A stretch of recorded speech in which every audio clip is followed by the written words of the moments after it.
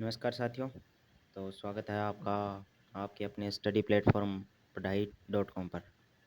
तो आज है 12 जून और 12 जून 2026 के जितने भी मोस्ट इम्पोर्टेंट राष्ट्रीय, अंतर्राष्ट्रीय और राजस्थान करंट अफेयर से संबंधित प्रश्न रहने वाले हैं, वो मैं आपको मुख्य तथ्य और जो विभिन्न न्यूज़ एनालिसिस है उनके साथ और राजस्थान के लिए जो सूजस अपडेट जारी होती है, उसके सहित आपको करवाने जा रहा हूँ।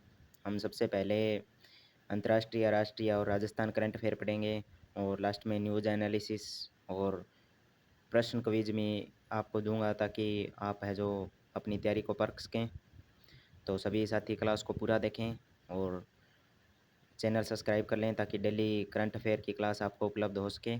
तो आज हम पढ़ने वाले हैं ग्लोबल पीस इंडेक्स 2026, जो जिला दर्रा का ब्रेक थ्रू पूरा और राज्यसभा द्विवार्षिक चुनाव राजस्थान के संपन्न हो चुके हैं, उनके संबंध में हम पढ़ने जा रहे हैं।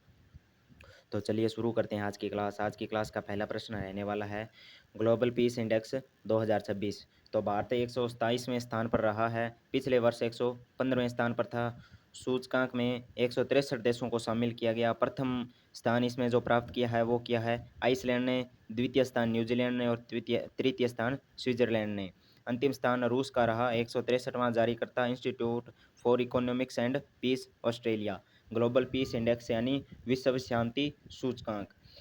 अगले प्रश्न पर बात करें तो ईरान का ऑपरेशन नसर, इजराइल के विरुद्ध ईरान ने ऑपरेशन नसर शुरू किया, सैन्य अभियान शुरू किया। नेवाती में तेल नौफ एयरबेस को इसमें निशाना बनाया गया। ईरान द्वारा पहली बार जो प्रत्यक्ष सैन्य कार्रवाई का संकेत है जो दिया गया है। अगले प्रश्न पर बात करें तो easy connect hub and spoke aviation model, Varanasi इस मॉडल को लागू करने वाला पहला शहर शहर बन चुका है। यात्रियों को स्पोक एयरपोर्ट पर ही इमिग्रेशन व चेक इन की सुविधा मिलने वाली है। उद्देश्य अंतर्राष्ट्रीय यात्रा को तेज एवं सुगम बनाना इसका मुख्य उद्देश्य रहने वाला है। अगले हम प्रश्न पर बात करें तो खेल खिलाड़ी से संबंधित ICC men's one day team ranking 2026। Bharat 118 rating अंकों के साथ पहले स्थान पर बरकरार रहा और शीर्ष 5 में बात करें तो भारत पहले स्थान पर, दूसरे पर न्यूजीलैंड, तीसरे पर ऑस्ट्रेलिया और चौथे पर दक्षिण अफ्रीका, पांचवें पर अफ्रीका एवं दक्षिण अफ्रीका एवं पांचवें पर है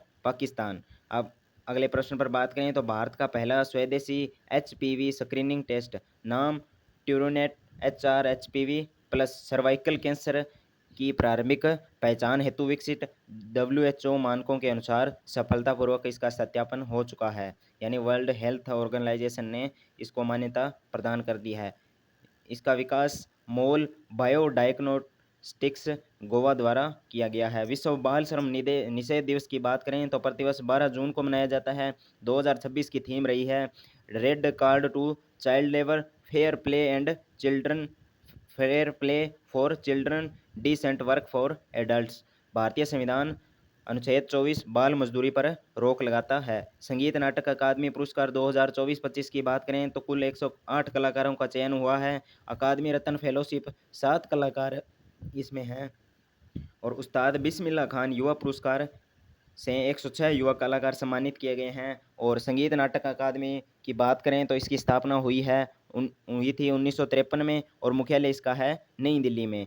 अब बात करें अगले प्रश्न पर तो जून 2026 में एशिया की सबसे लंबी द्विदिशात्मक सिंगल ट्यूब सड़क सुरंग जोजिला सुरंग ने ब्रेक थ्रू हासिल किया और इसकी कुल लंबाई 13.153 किलोमीटर यानी 13 किलोमीटर से 100-150 मीटर ऊपर है। जोजिला सुरंग श्रीनगर लेह मार्ग NH1 पर बनी है जो कश्मीर घाटी को लद्दाख से जोड़ती है। यह 13.153 किलोमीटर लंबी द्विदिशात्मक सिंगल ट्यूब सुरंग है। जून 2026 में इसका ब्रेक थ्रू हुआ, यानी दोनों छोरों की खुदाई आपस में मिल चुकी है और सुरंग 3485 मीटर की ऊंचाई पर स्थित जोजिला पास को साल भर खोलने में मदद करेगी, जो पहले सर्दियों में बर्फ के कारण 6 महीने बंद रहता था। तो यानी जो ये मार्ग था 6 महीने पहले बर्फ पड़ती थी तो इससे बंद रहता था, अब टनल द्वारा इसे खोल दिया गया है। लागत लगभग 6809 करोड़ रुपए।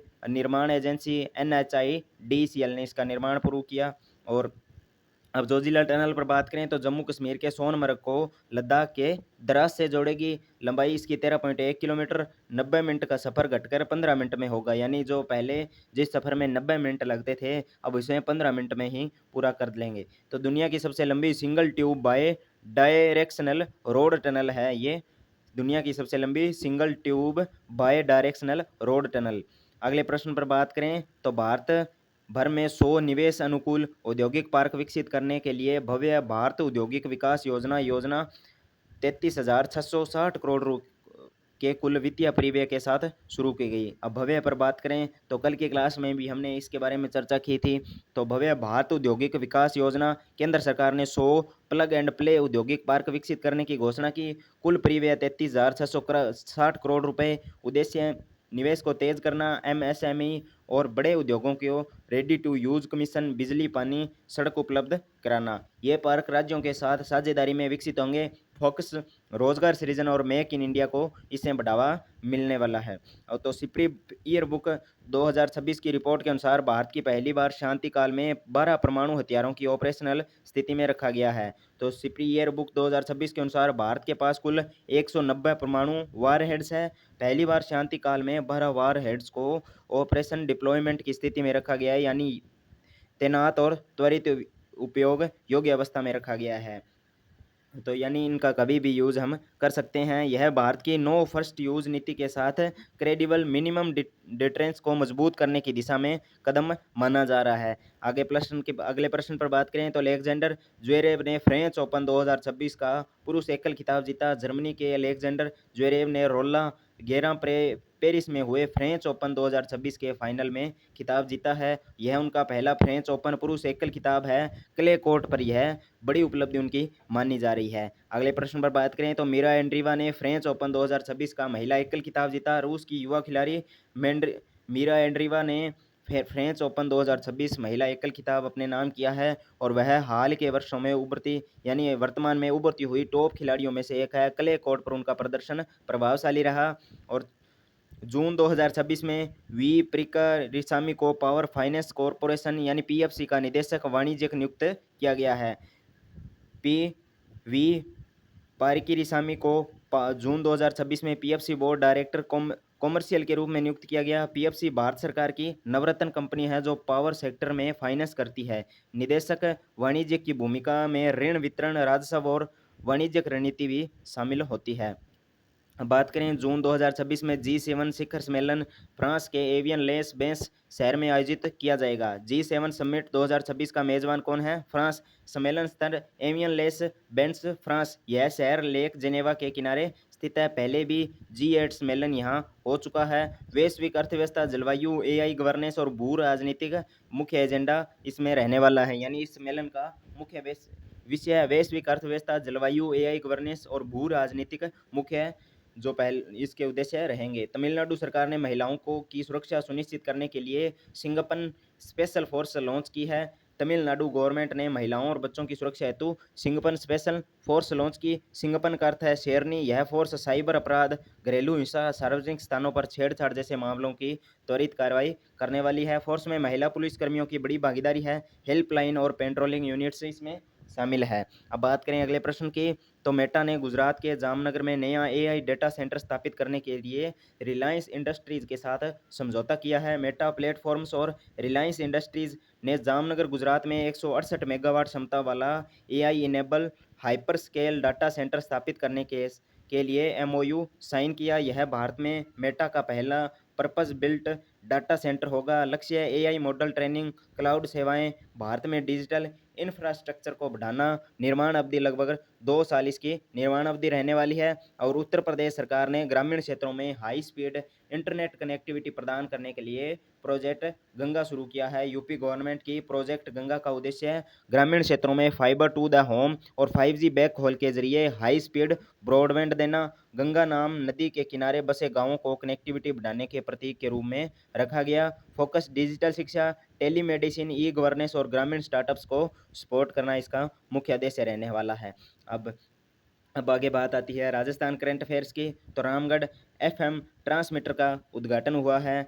तो अश्विनी वैष्णव ने आकाशवाणी जयपुर परिसर से जैसलमेर के रामगढ़ में 120 किलोवाट एफएम ट्रांसमीटर का वर्चुअली उद्घाटन किया। ट्रांसमीटर शुरू होने से राजस्थान में एफएम ट्रांसमीटरों की संख्या 39 हो गई और रामगढ़ एफएम ट्रांसमीटर सीमावर्ती क्षेत्र के 80 किलोमीटर के दायरे में जो रेडियो प्रसारण का कार्य करने वाला है। यह जैसलमेर जिले के लगभग 20,000 वर्ग किलोमीटर क्षेत्र को कवर करने वाला है। उद्देश्य सूचनात्मक, शैक्षिक एवं मनोरंजक कार्यक्रमों को बेहतर पहुंच सुनिश्चित करना।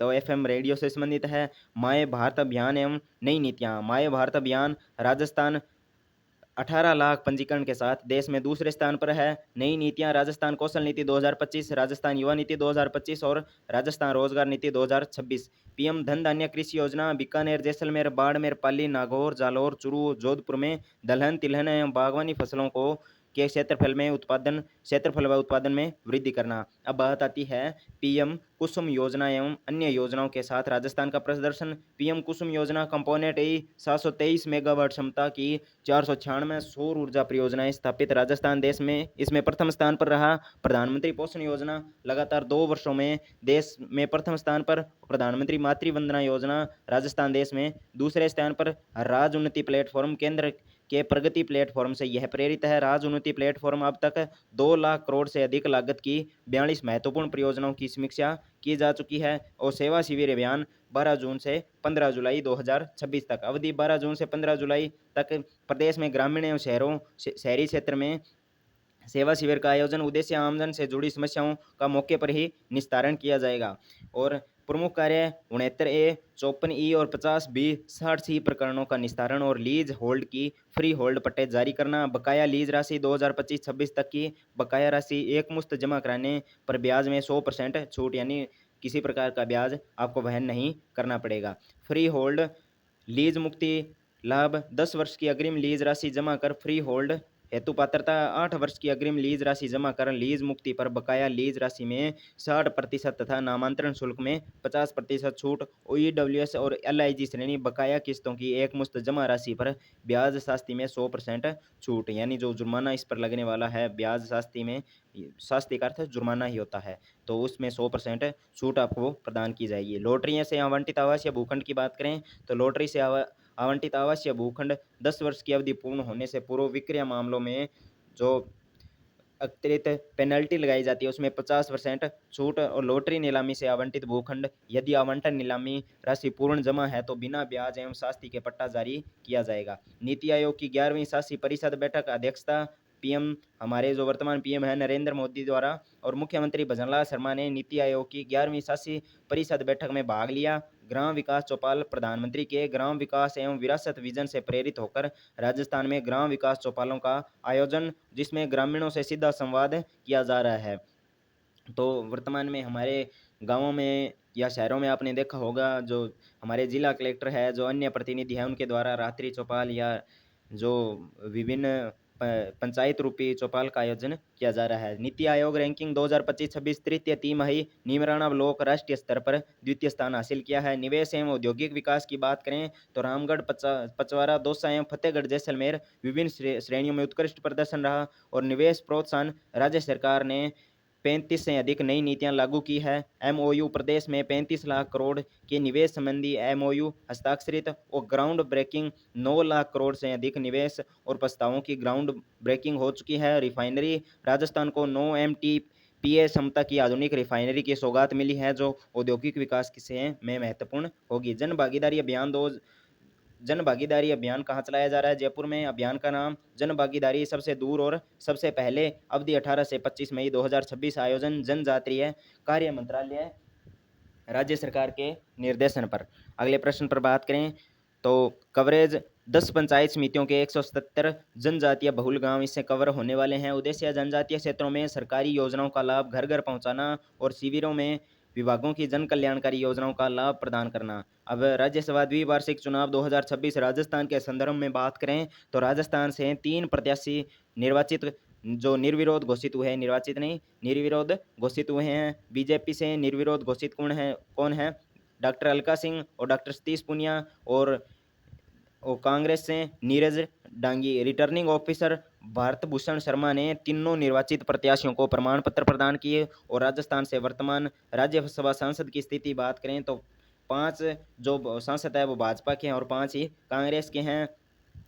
सबसे पहले राजस्थान में राज्यसभा संसद सदस्य 2026 की सूची तो श्री नीरज डांगी कांग्रेस, 2026 से 32 तक इनका कार्यकाल रहेगा। डॉक्टर सतीश पूनिया भाजपा से हैं, 2026 से 32 तक कार्यकाल। और श्रीमती डॉक्टर अलका सिंह भाजपा से हैं, 2026 से 32 तक। श्री घनश्याम तिवाड़ी भाजपा से हैं, 2022 से 28 तक। रणदीप सिंह सुरजेवाला कांग्रेस से हैं, 2022 से 28 तक।